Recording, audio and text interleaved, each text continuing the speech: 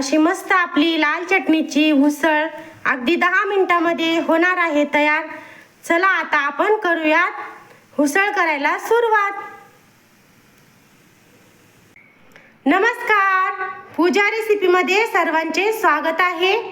आपण आज महाशिवरात्री विशेष बनवूयात साबुदाण्याची उसळ। त्यासाठी आपण भिजवलेला साबुदाणा घेतलेला आहे, बारीक कट केलेला बटाटा, 1 वाटी शेंगदाण्याचा कूट, 1 छोटी वाटी मीठ, 1 छोटी वाटी लाल चटणी। आपण छान अशी साबुदाण्याची उसळ लाल चटणीमध्ये करणार आहोत। आता आपण करूयात उसळ करायला सुरुवात।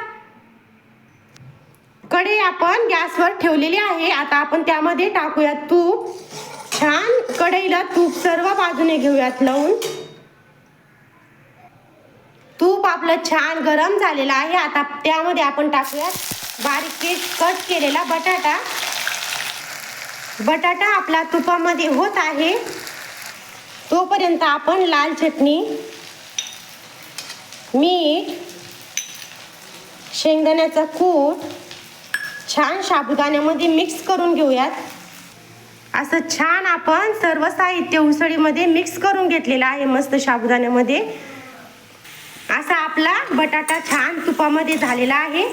आता आपण मिक्स केलेला साबुदाणा घेऊयात छान टाकून।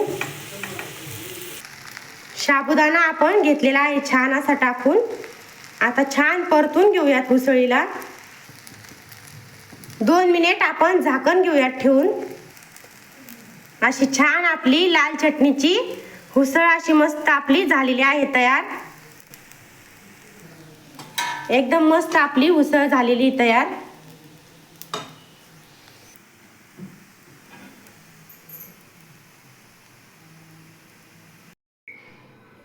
असं छान आपण महाशिवरात्री विशेष फराळीचं केलेलं आहे तयार।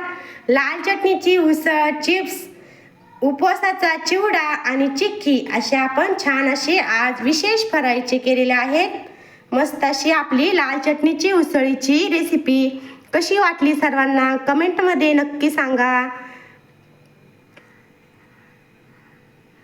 चला मग या सर्वजण फराळीचे करायला।